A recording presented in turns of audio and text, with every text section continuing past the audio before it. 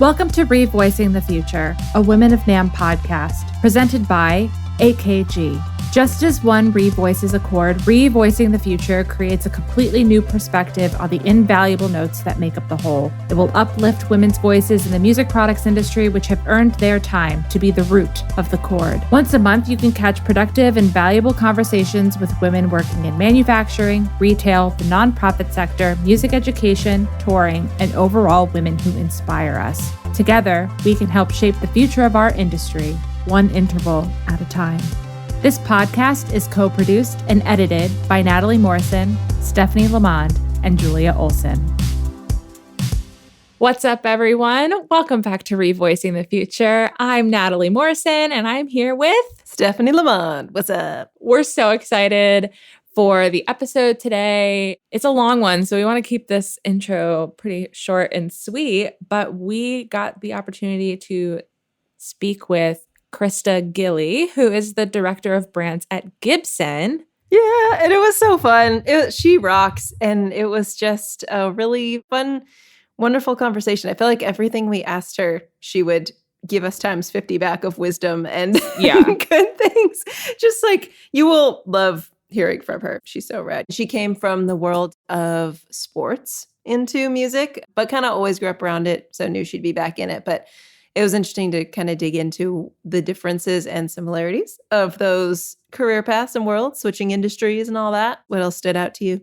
I think just how she's crafted a role for herself that wasn't necessarily there for her at the beginning, and how she shaped that, and how internally Gibson is really fostering their employees and to grow them into these bigger roles. I think that's really awesome, and something that I didn't know before this conversation.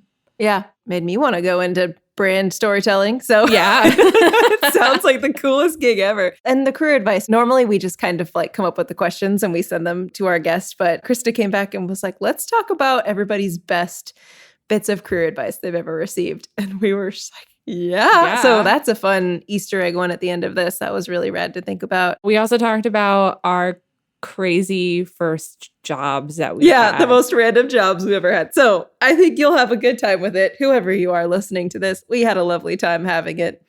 Can you guess what I did and what Stephanie did? I really would love to know if someone can guess like what that could possibly be, because if you have a guess, write us. Yeah, if you have questions, suggestions, want to tell us what your guesses are for our first jobs, join the mailbag. Yeah. Email us at revoicingthefuture@gmail.com. Yeah. It's legit. We'd love to hear your ideas on future episodes too, but also mostly what you think our first jobs were. And I mean, I don't even know if they were first, but just the weirdest. But mostly I feel like people's first jobs tend to be the weirdest that they've ever had. And if this doesn't convince you to listen to the episode, then I don't really know what else is going to. We think you're going to love it. And also just like follow Krista on all things, because she's so cool and we'll give you life inspiration things. She's just rad. Love it. Enjoy. And we'll see you next time. Adios.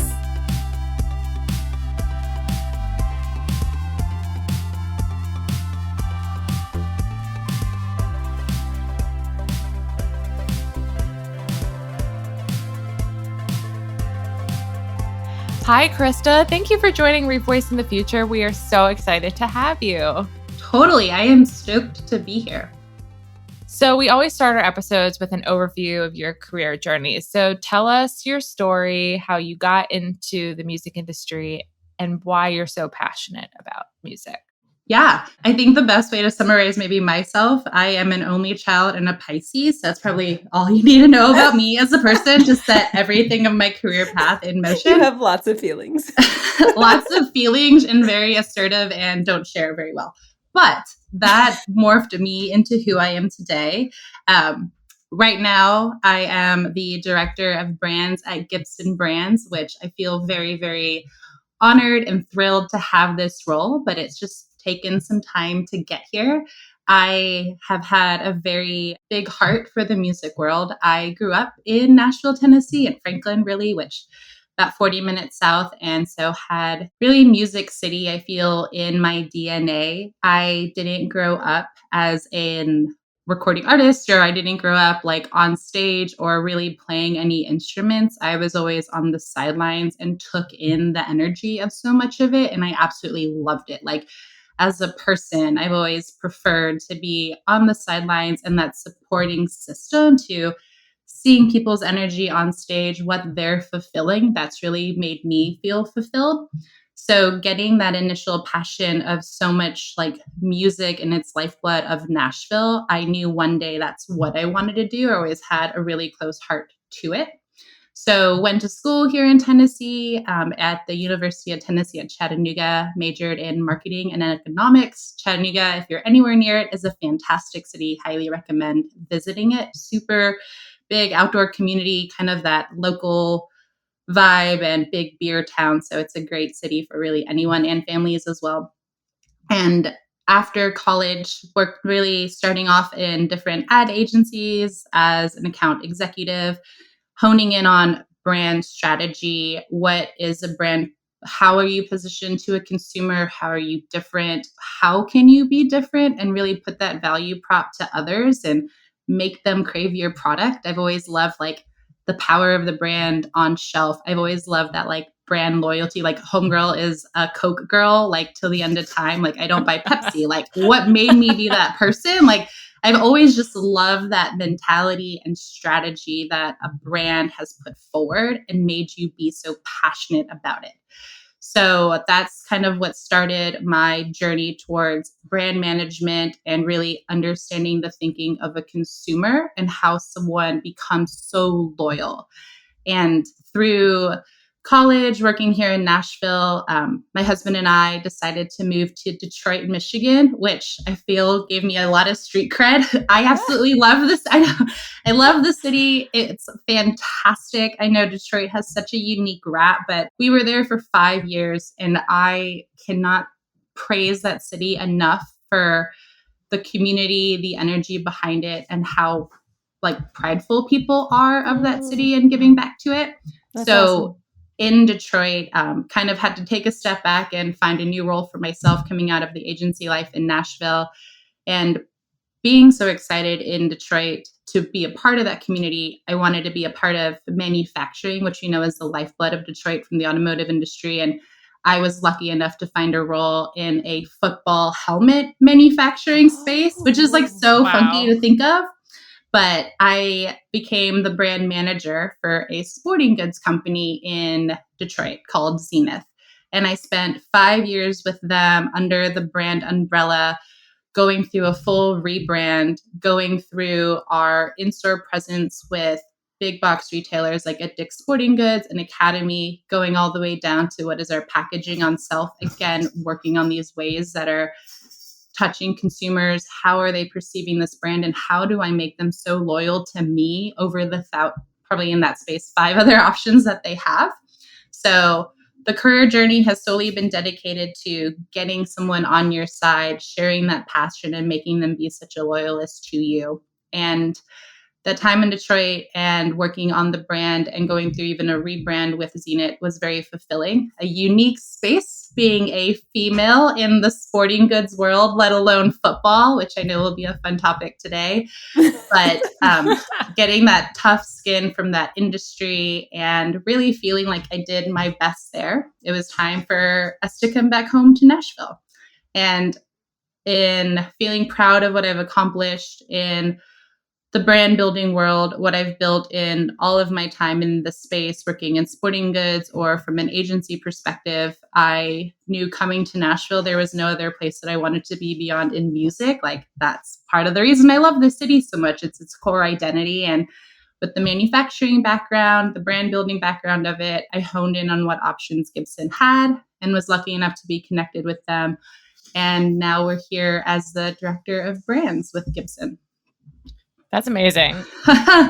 It was really fun. So there's like so many different paths in there. And again, very proud of like how it came about. But I feel very lucky to be back of like where I kind of started, where my like energy around music first started and like what I could contribute back to that, it feels really exciting to know what can come from that space. Totally. Yeah. When you joined Gibson then, like what was your role? What did that transfer to immediately within Gibson? Did you come in as the director of brands immediately, or did you kind of grow into that? Like what was that path like? Grew into it. Yeah. So initially Gibson, from the great leadership changeover that we had in early 2020, they were restructuring their organization and more along the lines of just like true marketing, product development, cultural influence, and artist relations. And there was no brand space in that.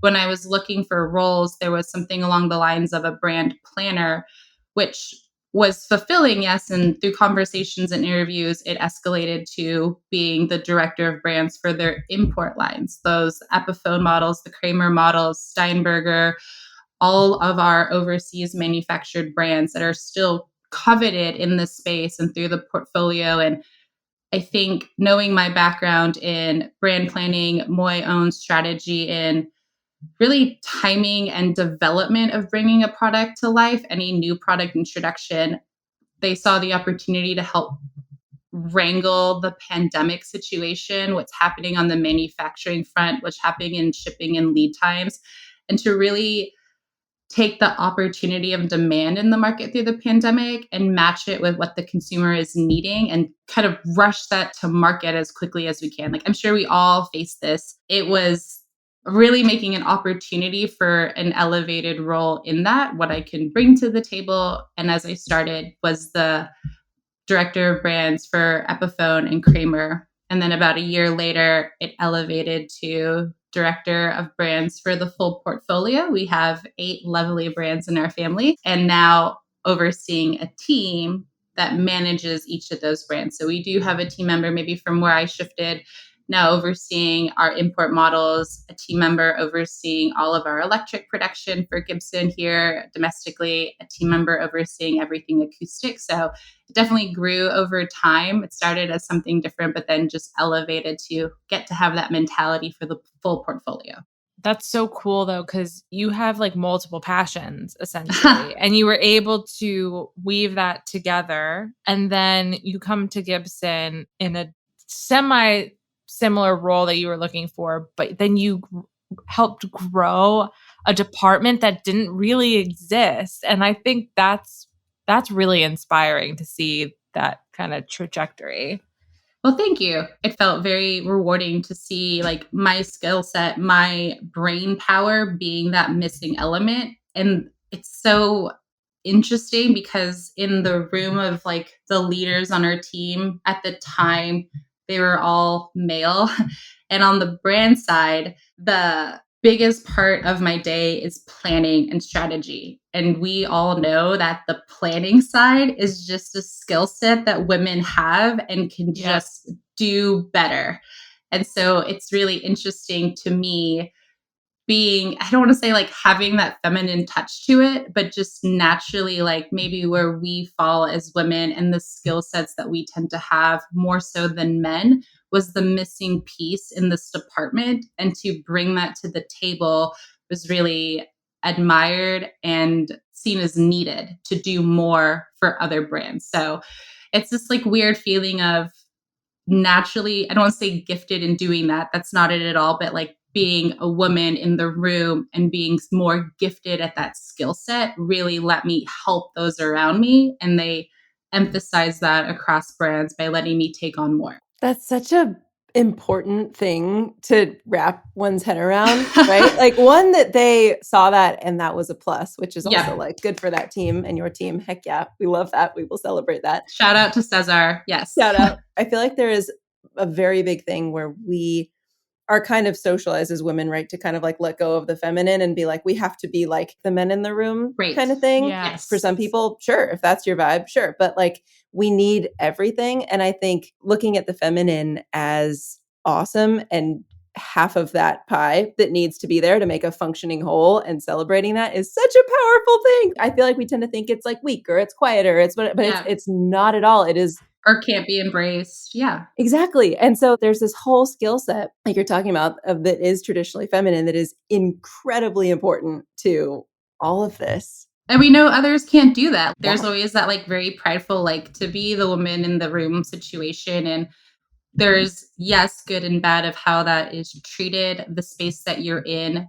Everyone has a very different experience about that. But I feel very lucky in the room I got put in and the table I sit at, that it was seen as an asset and a needed skill set. And from my past experience and how hard I worked myself to hone in on those skills and being able to see like the functionality of bringing a product to life, all the moving pieces around it. What does this mean across the full brand portfolio when there's 40 SKUs launching in 1 month? Like, it was just something that they didn't have yet, and felt very lucky to bring that to the table. And yes, on the flip side, lucky that they realized they needed that. Like, they could have just had more people talking in louder voices and gotten something else done, but they knew what they needed, and to fill in that gap, it felt very much like a privilege. I felt lucky to know that like my skill set was respected in there, and we all knew kind of what each other was bringing to the table to make a greater team, and in turn, a greater experience for a consumer through all this. Yeah,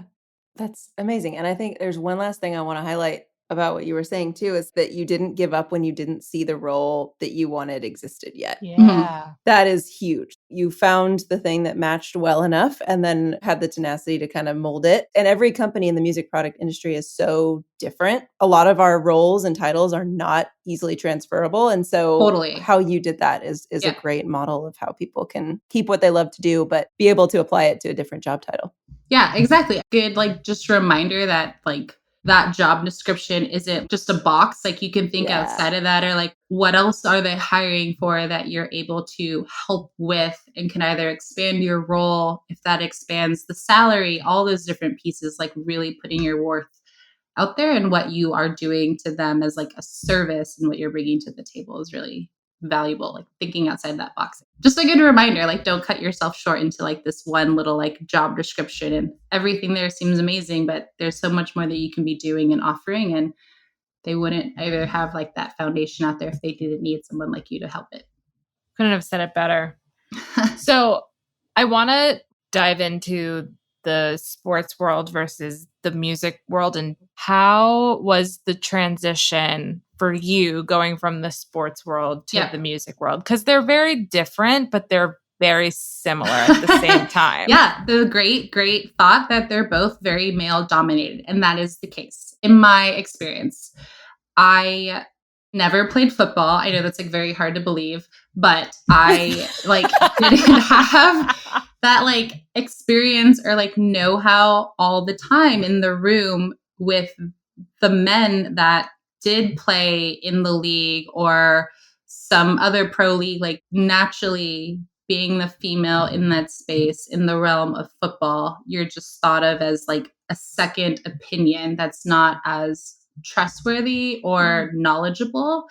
I felt quite often that from my skill set and what I knew was right, whether that is in marketing, storytelling, brand positioning, or ways to elevate what we're doing to our consumer, I would say the exact same thing as the pro player who's in the room sitting next to me. But that opinion is validated because he has that background, or is the guy in the room situation tied to a very like male egocentric industry already. So that experience was tough. It definitely gave me a very thick skin, I feel, and just language to combat that.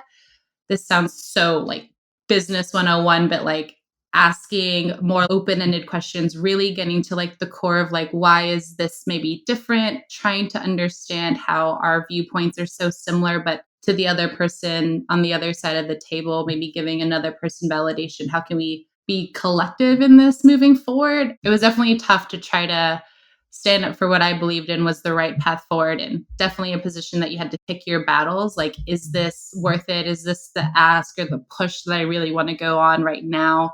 Or like the hill I want to die on for what I believe is right here, versus something that could come about tomorrow or something that's bigger on the horizon. I know this is very common for the music space too. We take NAMM, we take all these other trade shows. There's a hearty number of sporting goods trade shows that we'd go to, like the very fun, American Football Coaches Association conference all the time or whatever. Yeah, true. Every year it was there. Oh, it was wow. great. But it also being a female in that space, do you see more of like a Vanna White? Like you were there to like show off something, but your knowledge or opinion or your insight into why your product is right for them, why your product is top rated in health and safety, why this is maybe the helmet gear that they need to buy into, or give them that full spiel of why you are better. Everything that we've built on this brand was just not seen as trustworthy or true because you're a female, that they're like, oh, you're great, but you don't know necessarily what you're talking about. It was just a lot of combating that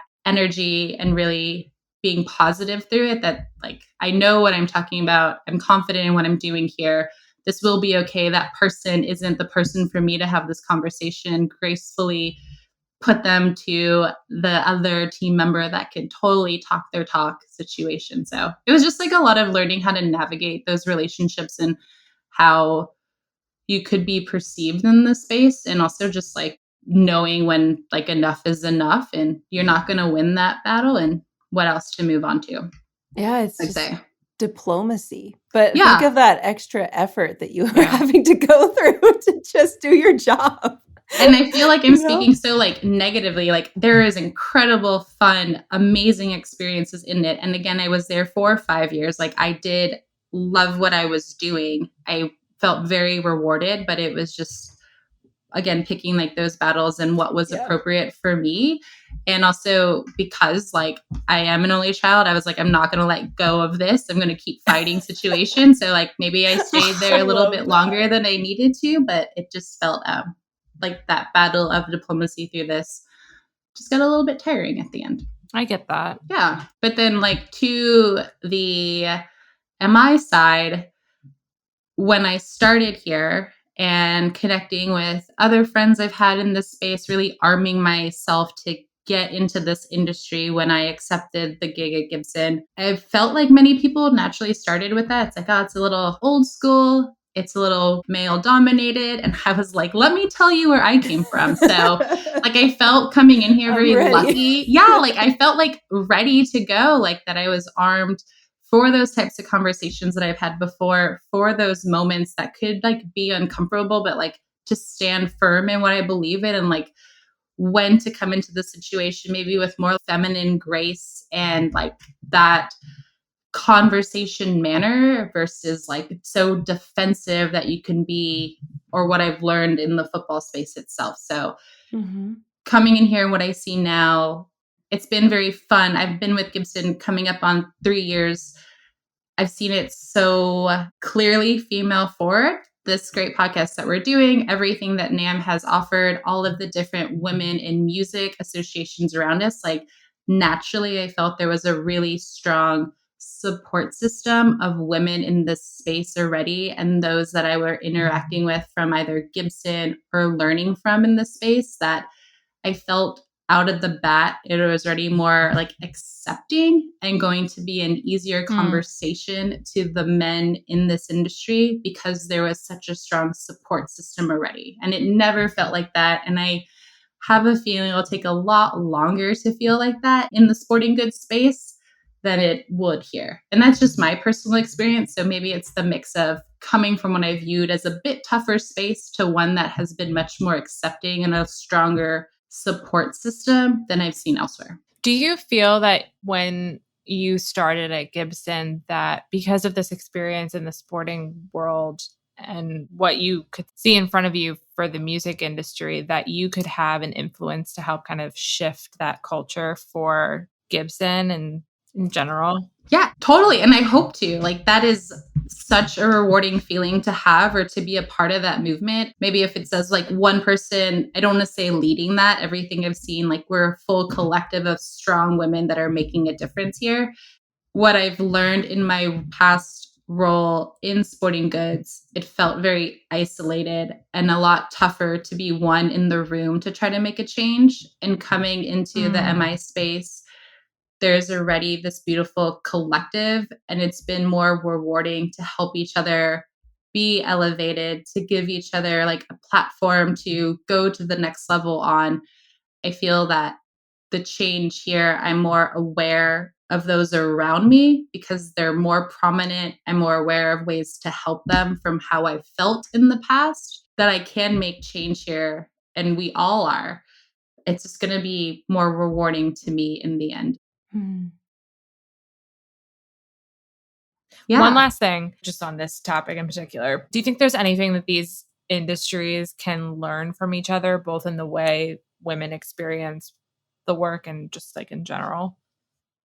Yeah, in general too. I feel like we haven't touched on just like the industries and like what you took from it too fully yet. So just what can we learn from that and vice versa in all of the things? Totally. I think whether it's to the men that are listening to this or even have been in the sporting goods space or have that passion itself, it's just, it sounds so like elementary, but giving everyone in that room that same respect or validation. Like anyone in a meeting or on a conference call or at that table is asked to come there for their opinion and it being wanted and listened to in there. And if that's a guy or a girl, like give them that same validation. It always felt maybe a little bit more secondary or just like a necessary thing to bring to the table. So I feel what I was always trying to stand up for myself in the sporting goods space, what I would love others to be aware of is just treating everyone in there with the same amount of respect, or even looking at ways to educate. Like I said, I am familiar with the game of football, but I was never the player on the field. So maybe to me, the way a helmet may feel when you're tackling someone is not a feeling I'm very familiar with. So just help me. And I'm confident enough to ask the question, but let's learn a bit more about this together to, again, make the right decision for a consumer.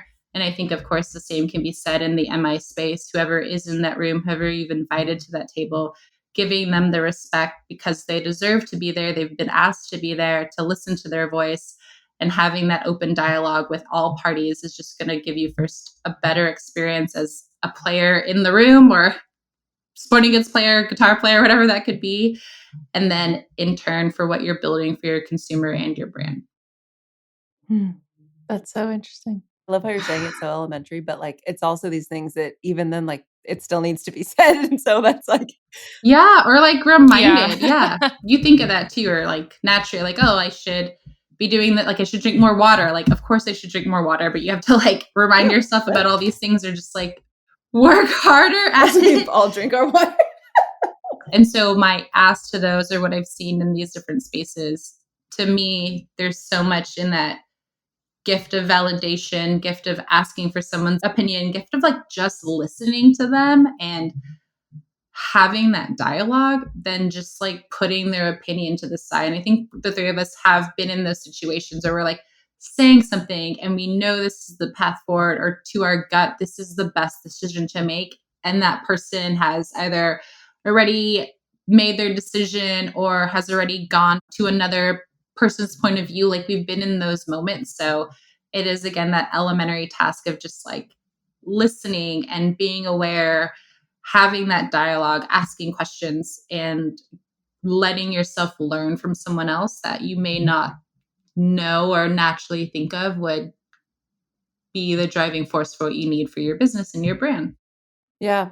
Also, even a step beyond that, if you already are someone that is conscious of these things, notice when other people are doing that to the other people in the room and be oh, totally. I realized she just said that. Or were you still talking, Krista? Oh, interesting. Being smooth about it. There's so much one can do. And I feel you can almost gamify it. I feel it would be so fun to be a really rad dude sitting at a sports conference table, being able to just pick apart people that are being not great to his female colleagues. Yes. That would be fun. That's the fun of it. Yeah. And it's the simple things too. It's being at the conference and being the one that's asked to get coffee. Oh, I can totally do that myself situation. Or in any of those meetings when we're all spitballing new ideas, really embracing those female leaders in the room, be oh, let's really hone in on that, or calling out their name and just validating their opinion. There's so many ways to encourage that first aren't going to be more work for you, but just make a huge impact to those around you and your team. And then that spreads out to your organization through the MI space, everything that we're building through NAM. There's just I think the gamification side of it sounds like really fun. Now I'm like, when I'm in a Right? meeting, like how many times have I done this? Like I'll report back tomorrow. It's like chaos for good. It's just Yes, exactly. Yeah. Yeah, totally. And it's not done that much. That's a really interesting case study. I know. I would love that.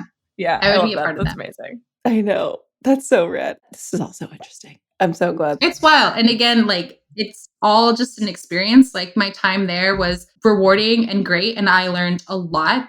I think for females now, if they're looking to get into that space, like that's amazing.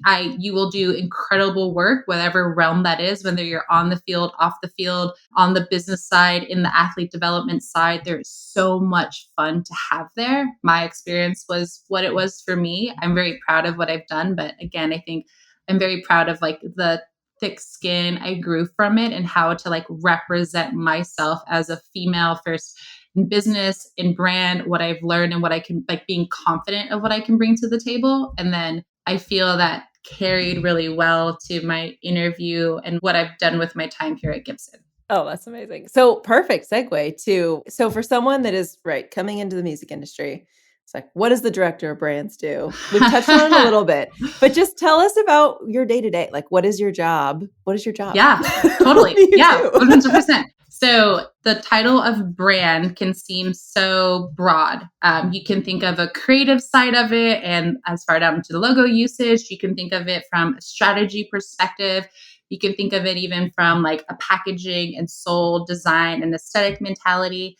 And at Gibson, the way that we have the brand department built out is really one that hones in on brand strategy and planning. So I am very lucky to work alongside our product development team at Gibson. What is being demanded in the market?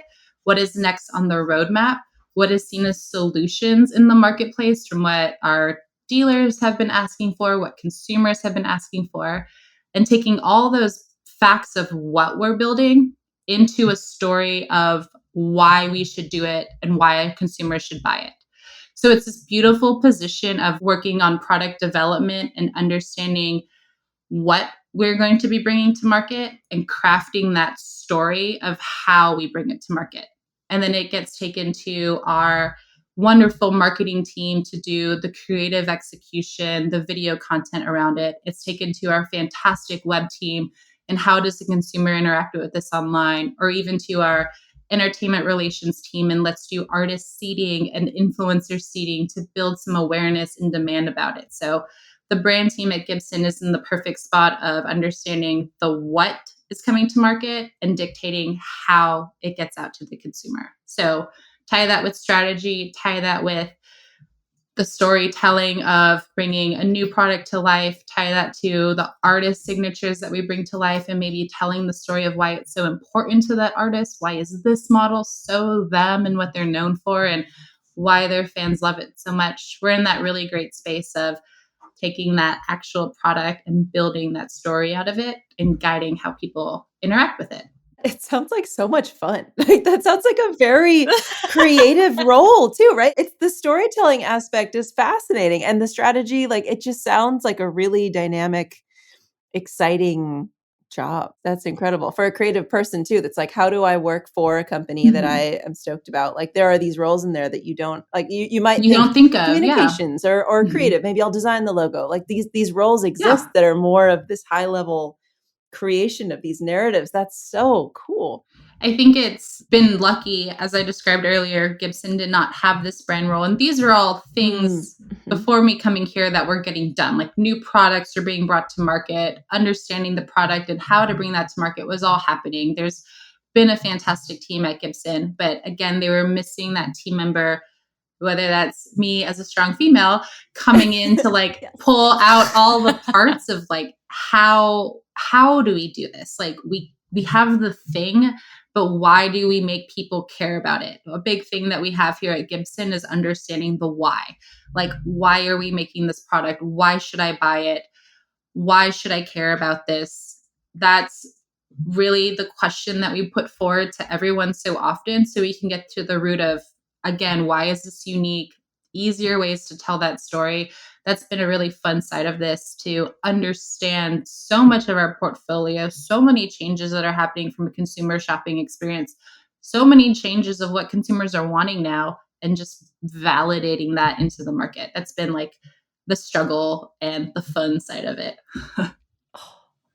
And an instrument is so personal. Agreed. Like completely. Yeah. And the tie to so many beautiful brands in this space, so many unique offerings. My experience at Gibson is we have such a breadth of product too, from entry level products all the way to like the $50,000 custom shop model. Like there's so many different personal connections that are happening with these instruments to so many different unique types of people. And that's the fun of it. I think we all love that journey in here in music and the journey of connecting to consumers. And I feel lucky that we get to do that on so many different types of platforms and so many different types of people. But it also does make it so much harder because you're servicing so many people as well, or trying to at the same time, and making that personal connection. Like it's a really tough story to tell. Or like I said about being like a Coke fan versus a Pepsi fan, like they bought me in, like I made that connection there. How can I do the same thing with a coming series that we're introducing, or another artist signature model that we're making? Like putting that's the problem that we're all trying to solve. Oh, it's so fascinating though. But so in that, like, what would you say you love most about your job, this role, and what do you find the most challenging about the brand work? Yeah. I feel like we touched on a few things, but if you were to like, totally. most. So for me personally, again, this could either just be a female attribute, but I love connecting the dots. Like that's just how my brain works. I feel like that's how a lot of our brains work here. I can think of tomorrow and I can think of 6 months from now. I can think of concept of a product and I can think of how it's going to sit on shelf at a dealer's retail store. So I love that this role on the brand strategy and planning lets me think of all of those like through points to a consumer and making the best experience of that in turn to grow our business. Like that's what I really love. I think for someone that is maybe looking at the realm of brand or marketing, if you're passionate about looking at that strategy and having these touch points with the consumer and crafting that experience, to me, that's like leaning on the brand side. That's why I really love this space. If you're really dedicated to the design and the content and that like finished tangible good, maybe that's more of the marketing realm for you, which is another amazing space. So I love getting to dabble in so much of that for the consumer. That's why I really love my role. And going back to the planning element being needed at the Gibson table, it's just what I feel I'm really good at as well. So that's what I love to it. And I love the people like here. I think we can all like boast about the people that we work with and like to set energy. I feel really honored to work with the people I do. It has, I feel, a big part in going back to the right people at the table with the right skill sets. We all just get along and can lean on each other for what each person is bringing to the table or what they're the strongest in. And it just makes the work so much more enjoyable. You're not like maybe stepping on someone or trying to like figure out your place in that. I feel that Gibson and how our organization is structured, we have the right people in the right roles doing what they're just killer at. And that makes it so much easier versus maybe some organizations, or I know I felt like this in many of my agency jobs, as like one account executive of 20 account executives. You were all like doing the same thing. So it kind of got a little bit hard to know if you were excelling at that or where you fell with everyone else or how you could learn from someone else. It was just a little bit tougher. So I will say from the people, that's a big part of why I love this. And then in the pure planning and using my brain power to think of like 20,000 things at once, I really love that part too. Because we're women, like that's what we do every day. Like I woke up and was thinking of like what we're gonna have for dinner. Did it all. Right? That's what we do. So true. It's so very true. Yeah. And what is the hardest or the most challenging for you? For me personally, because you're looking at everything at once, I struggle with finding the right priority, whether that's within like myself and as simple as like a to-do list. Like we all know we're never going to get everything done on there personally, or within the business, making sure that my priorities and what I'm driving for are maybe aligned with everyone else, and we know what's taking the business to the next step. So that's where I struggle. It's that feeling because we want to do so much. And again, like being an introvert, want to do it all. It's hard to set those priorities for me within the business. And then also just like a personal skill I'm trying to work on. That's the toughest thing right now, I'd say. And yeah, you think you like have it. Like you think everyone knows, like, I know exactly what I'm doing, or like, I know what I need to be doing. And then it just gets lost in the shuffle with all the other 10,000 things that you're trying to do as well. And everything is treated like it's the most important thing to be doing. So you're totally. Like, yeah. Or everyone else's priorities, like you don't need to take them as your priorities, but you do as a leader in this space need to evaluate it's like business case for the business. Like, oh, is that the priority I need to be spending time on? Is that the thing that's actually going to be moving the needle? I don't know about either of you, but I struggle with this, like spending time in my inbox replying versus like building a campaign brief for a new product introduction. Yeah, exactly. Like it's that priority aspect that I feel is very tough to personally manage. And then when you're in a business that does have different viewpoints, different brands, everyone's priority is different. And so what is it really we need to be spending our time on to drive forward? That's the hardest thing, in my opinion, right now. It's a very hard thing, objectively. So yeah. Great. All of us. And then after this, we're all going to go like back to our inbox and try to sort through that. Yeah, right. I don't know. Spend all the time there. Trying to bullet journal to solve that problem. And thus far, okay. How's that going? Okay. Oh yeah, no, great. Actually, really good. It's more just like the format where I'll do like my week and then I'll move the things down to another thing. Okay. One's a dot, it's the thing where they're like, you can do it in any notebook if you're just following this methodology. It's supposed to help you stay focused a little better. Thus far, it's been working. Okay. I like it. Yeah. Thus far, I literally Googled like planners and organizational methods for people with ADHD. And this is what came up. And I was like, okay, this is great. Like a guy with ADHD made it. So I'm like, all right, tight. But are you finding it more rewarding to like actually write that down? Like a lot of times I'm such a digital person. Like I have like my digital to-do list and I'm like so easy to like delete it. I don't know. I feel whenever I'm actually physically writing something down, it's of course, a bit more stuck to memory and more rewarding to cross off. To cross it out. And also, I need to see it. If I just delete it, I'll never remember what I did. And so if I'm going back, I'm like, what did I do this week? I can actually reference it, because if I'm just going through and deleting something, it's just going to be gone forever. It's all your hard work just gone. Yeah, that's not be the case. And I need to know to like, either whether you're doing like a weekly summary for a boss or like billing somebody, right? Like it's totally. I don't know. I love it. It's also just the crossing something out is. On the digital side, we don't get that feeling as much. Although there is one thing where you can like click it probably and it will like X out, right? I feel like I've tried a few Post-it apps that are really satisfying in that way. Yes, I've done that a bunch of times. And sometimes some of like the project management tools that are out there, when you check it off, like highlights or It's just find what works for you, I feel like. But it's hard to find it and realize you've been like very less productive than you could have been for months because you were using the wrong thing. Speaking only for myself, I will not put that on both of you. Cool. Well, thank you for all that. That's really, I mean, your job sounds fantastic, but that's so important too for someone to come in and know that exists too. Or to learn that space, totally. And of course, like there are some days that are absolutely terrible and you're like, what am I doing here? Yeah. But beyond that, it does feel very, again, rewarding and fun, and the energy that the team has there and what this organization is building, and to be a part of it, I can confidently come home and feel very like rewarded and excited for the next day. That's amazing. Okay. So on that too, in this next question, we were thinking too, this reminds me, we've talked about this a little bit before with, I think it was Hillary from Midriff too, like the importance of, say, in marketing, in instruments that are a little more male dominated traditionally too, the importance of seeing women in campaigns and everything, that like representation, that visibility.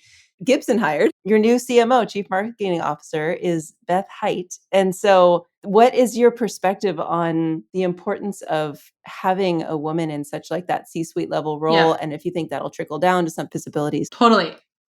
I wish I could take claim on bringing Beth in. She Right. was with the organization before I started, but also just because she is truly just a gem of a human. I feel very, very honored to work with her and to be able to learn from her.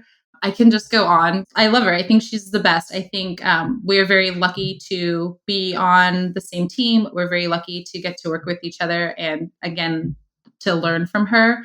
When I started, Beth was our VP of Cultural Influence globally. And so the way that the organization was structured, we were not that like an org chart, we know like dictates everything, but we were on the same line within the organization, reporting to our own Chief Merchant Officer, Cesar, who was reporting to the CEO. And I came in very excited to get to work with her from her experience, her energy, and everything that she's leading from the cultural influence realm. That's artist relations, that's working day to day with artists' signature models and bringing those to the table, building everything from a media platform and our media relations, anything under the realm of like a clear touch point with the consumer and the media side or the artist side was all managed through her and her team. So coming in, it was a big learning curve because that's not the same as the athlete realm. So getting to learn from her felt very rewarding. And in the 2.5 years, everyone just knew she was the shining star. It was very great to see a female like her doing so much, owning so much, having a strong voice in this organization. And so now to see her be further elevated at the C-suite level at Gibson as our chief marketing officer, like we just all knew it was coming. We knew there was no one else right for this role from everything that she's built. So very proud, very happy for her. But I think here it showcases many things internally at Gibson, and I feel to others who can learn her story. It shows that Gibson as an organization is elevating those within, that when what her position was, saw her success, knew what she brought to the table and how much she was just core of this business's success, to elevate that to the C-suite. Like that, of course, was something I was really proud of this organization, looking internally, fostering the team that we have and helping them rise to a better role. And of course, someone who was already quite elevated in here within a VP role, like that's just a great progression for this team to see how she's come through the organization from a vice president role now as a C-suite team member. Like that's a journey that others can go on, in my opinion.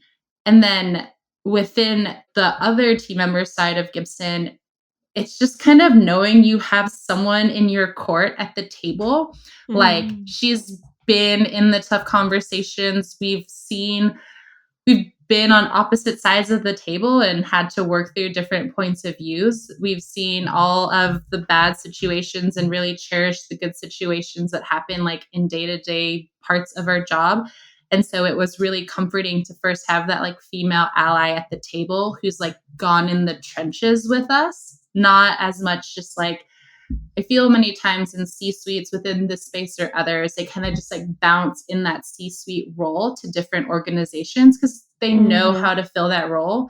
It felt very rewarding to have someone kind of come up within the organization, again, that's been in the trenches and can represent the bad to a point and give ideas of how to make that change from the C-suite point of view. So it was the fact that others in this organization can elevate that way. It's the fact of having an ally at that table. Yes, a strong female ally, but someone that's like gone through the good and bad with you and can represent that at the table.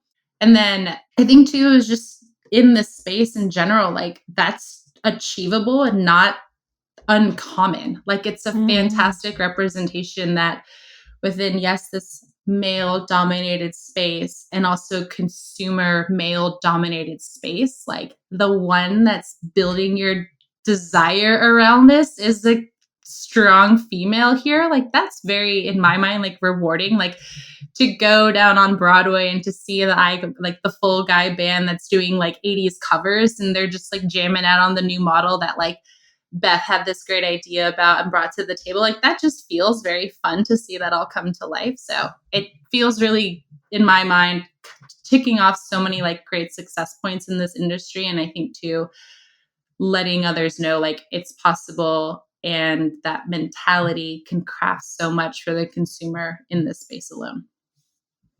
I can just like talk on about her. I'll stop. It's so good. It's so exciting.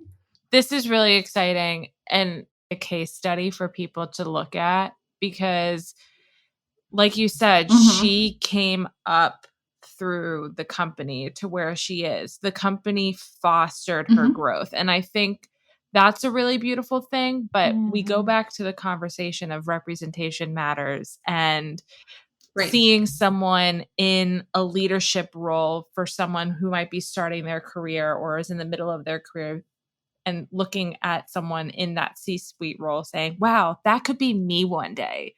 She forged a path, so I can now see myself potentially in a role like that in the future. That's a really powerful thing, and something that we all should just keep our eyes on, because it's just going to help other people feel like they have a place in the industry. Completely. Yes. Agreed. 100%. That's such a strong feeling to have. I get so excited for maybe those that are going to interview her or what they're reading from her in publications or in the movements at Gibson. And like I said, too, I'm so excited by that, but also just so excited for this strong female ally as well that we can all have, like the collective of women of NAM at NAM itself, and then like another chief marketing officer at the table of a female that is Beth, like it just breaks down these barriers a little bit more. Yes, from having that be something that's achievable, but maybe making like dialogue easier, making it just easier to like approach her, because you are the small collective in this together, of women in this space. So that's the thing. I'm really excited. I kind of see that vibe in the office already, or like when Beth's great energy is in the room, like you're maybe a bit more like relaxed because we're just two women getting business done situation. And that trickles down to those that may be on the conference call with us or how we're leading our marketing calls and things like that. It just gives a really good comforting energy as well, I feel. I can't speak for the male side of it, but I know like the collective of the women in there when we're in the halls or in the garage, Gibson garage or the showroom, like there's just like this fun energy about being these like women of the space making a difference and having such a powerful leader in there at the table. It just makes it very fun, I would say, and rewarding. I love that. Just that highlight that is so important. It's having such a real tangible impact with all of you. Exactly. Yeah. Myself and everyone in there, whoever that role is, whoever that team member is, it's just, I think it's just really rewarding to see that. Yay.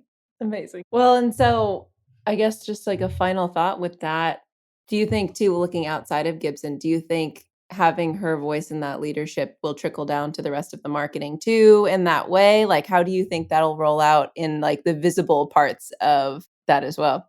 Yeah, totally. I mean, we can all see this in, say, something as granular as like female signature models of guitars in the space. I think from her, we have an incredible roster here at Gibson that's always growing of female signatures, and other guitars, every brand has them. I think what's rewarding on this side, maybe in like a product and brand mentality that my head is so much in, her voice at the table, being a woman in this male-dominated space, knows the impact that she can make to elevating other women, from the artist, for their products, what we represent, artists that we maybe add to our roster on stage with Gibson and all of our brands of products. Like, I naturally feel she's always been an advocate for this, but now can be a bigger advocate for quicker change, being at that like solid C-suite side that could make these firm decisions and know exactly what we're driving forward after that. So it's kind of like selfish. Like, I don't want to say like everything is now just going to be female dominated. Like, that's not what we're getting after. Like, there's so many consumers that we're answering to in this space, but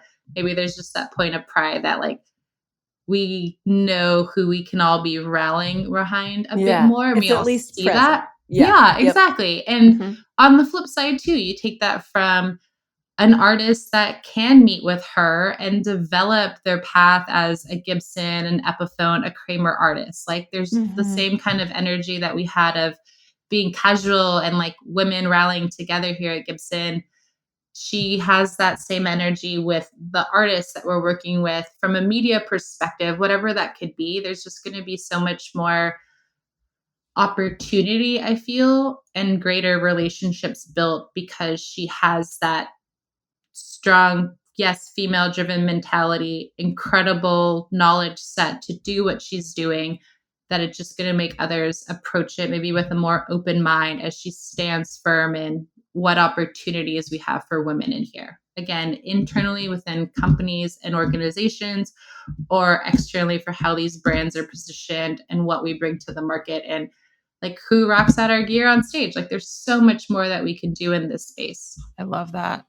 So good. I mean, we all know change doesn't happen overnight. I can, again, keep like raving about what I've seen so far, all the excitement with it. But I say come like 2 years from now, 3 years from now, because that's already like where my brain is planning. It's just going to be so much more. Like we are all doing great things, but I'm excited for the more that can come from that, from her point of view in this space and what that means to the women around us and the women that we get to work with as a brand. Oh, beautifully. Let's plan it. 3 years. Let's go. Yes. We're there. I'm saying this now. In 3 years, we should ask you this question again and see like where we've netted out. Let's do it. Yeah. Yes. That'd be so cool. It would be so fun. I feel like my goal then would be to like list off a whole handful of female signature models, a handful of new like strong females within the team itself, and the change that like we three are collectively making in this industry. That's to me like success in there. It'll be really fun to look back on that. Yeah, it'll be good. All in it together. Yes. Absolutely. Okay. So Steph, you had this really great idea when we were discussing like the flow of the episode of going around and telling what our best career advice we've ever received. So I thought that would be like a really fun kind of activity for us to do. So Krista, why don't you start since you're the guest? Sure. I'd be happy to start.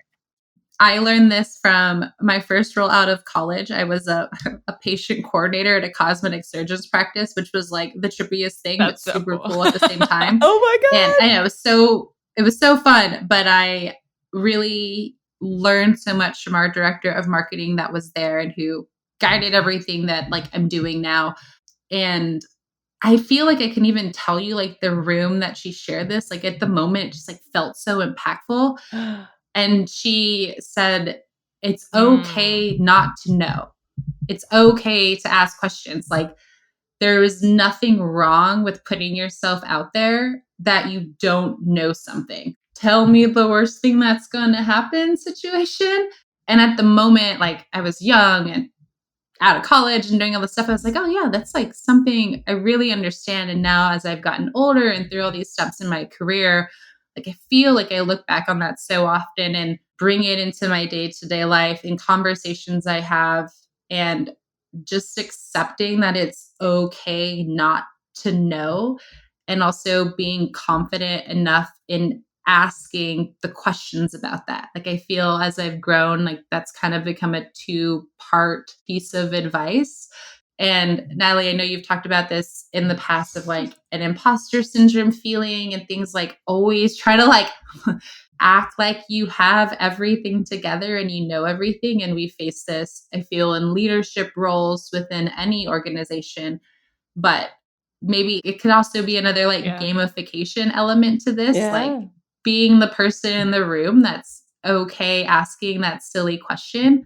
I can play guitar. I can hold my own. My dream is not to be on stage. My dream is not to like tour the world. my dream is to make tools that let people like live their dreams, and I get to do that. But I don't know everything about like underwound pickups or different tuner style. Like there's so much to learn in this space. And in this leadership role, I feel like there can just be that assumption that like, you know, everything. And that can't be the case, first off, but I'm not too proud to like ask about what I don't know and realizing it's okay to not know everything. So, and it gives other people, I feel like, a forum to like ask those questions. Like I've definitely put myself out there to ask the silliest things, because I'm sure we've all experienced this. Like you'll get that vibe in a call where like no one knows what's happening right now. No one understands what's going on. So like, let's rein that back in. Like, tell me more about like why these strings are exactly what we're needing on this model. And like, why is that such a benefit that I need to sell to someone? Like there's so much more that we can just like break it down in a simple manner and put it forward that we don't know something. And it just maybe eases the tension in the room. It makes everyone realize it's okay to ask a question. It definitely, in my brain, helps some of those maybe new in the industry, learning more, getting their own footing, feel confident to ask those questions too. Like if Krista or the CMO can do whatever and ask that question, like, why can't I situation? I think it just kind of makes it an easier forum to have that open conversation and learning more. How you phrase that is a huge tool, because I feel like what also people don't know how to do is how to ask a question while still sounding confident. And I love how you phrased, can you tell me more about this, rather than like, hi, I don't understand that. Like, I think just keeping that phrase in the back of people's minds listening to this is like, when you have a question, just say, tell me more about, is grounded. You're not seeming like you still shouldn't be there. Like it's a very confident way to ask that is still really efficient, because we need to know the answers to these things. So I just love that language. That was amazing. That's a big part of it, I feel. And it's, again, can be those examples for others to like approach these topics. Or I feel like we've all seen it too. Maybe some like, I'm sure when I was that patient coordinator, I probably asked like horrible questions or just like wasn't thinking, you know, like you're young, you're novice and all this stuff. You're still like trying to get your footing in the real world. But in that time, yes, you're right. Like bringing that confidence to it or being more self-assured in like what you're asking makes a huge difference in it. I feel like we should start asking people what the most random job was they had to. Oh my God. That's amazing. I love hearing Oh my gosh. Yeah, that's great. I'm like trying to think if that was even the most like random job I had. Like, wait, was that the most random job I had? Right. I feel like everybody's had a few very random ones as we start to get into these things. Oh, I have a pretty random one. What was it? What is it? I worked in Do I even know this? I don't think you do. When I was in college, it was like for a year, I worked at Justice, the clothing store. Oh my gosh. But formerly limited to. But it's, come on, limited to is better. It's so much better. Except at the mall in my town, we had a boys division called Brothers.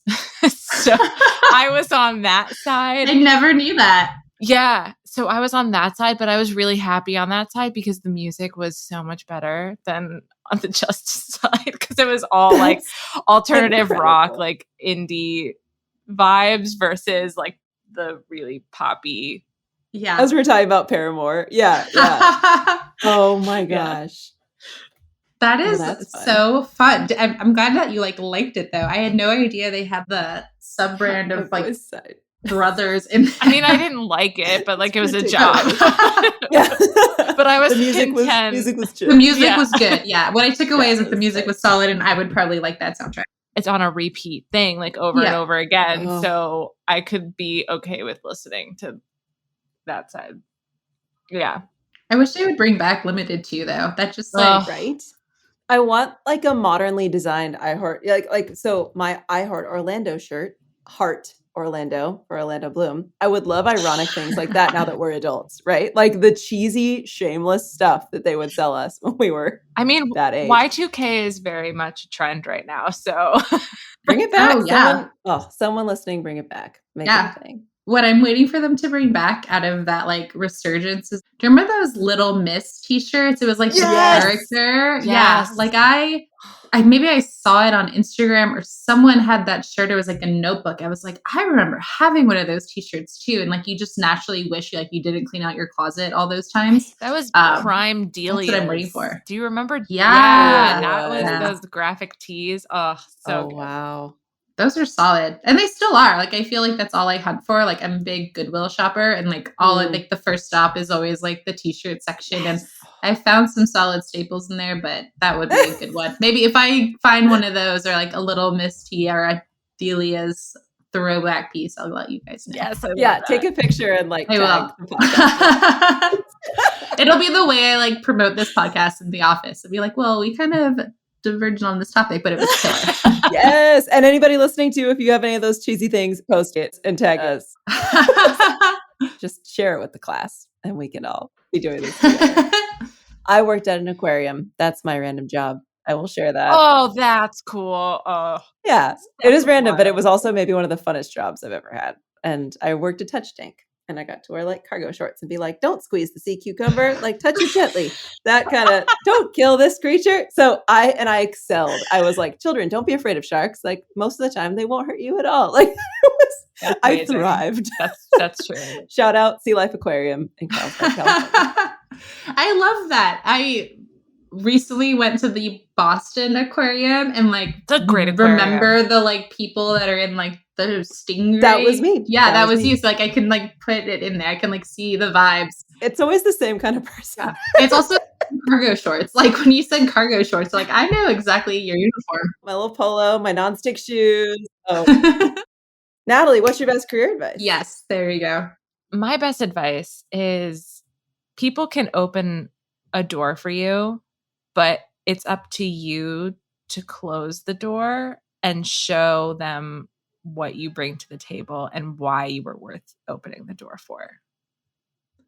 Nailed it. That is very, very true. And a great reminder for so many getting in this industry or like you said, just trying to make their way in here and in this women's collective of NAM or any of the organizations that we're a part of, or I just feel like we naturally are people that are trying to support those around us. Like I'm sure we put plenty of people forward in roles or jobs or connections for business. But yes, you're right. Like what kind of happens after that is all on them. And I think too, like helping you seem like a great representation, like you're bringing quality people to the table and thought-provoking individuals and ones that want to be a part of this realm, but what they're offering to all sides is a huge part of it. Yeah. And also like a really good self reminder too. Totally. Steph, what's yours? Mine I just heard last weekend, actually. And it must have blown every other bit of advice I'd ever gotten out of the water. I have to have gotten really good advice too over the past, but this one is still top of mind. So I will share it. I shout out Anna Frick, incredible master engineer in Boulder. Her advice was remember why you started and like put that somewhere visible so that you never forget it. We were leaving this festival that we'd been at all week, the Telluride Bluegrass. And I was like, I feel so good inside. Like I've just been playing music all week with people. This is just magic. How do I not forget this when I get back? Because it's so easy to just get back into the business mentality of things and the magic goes away. And I was like, this is how I want to feel all the time. Like I've been doing this for the sake of why I want to do it. And she said that she ends all of her classes with like a slide on her, she teaches too, with a slide on the thing, remember why you started.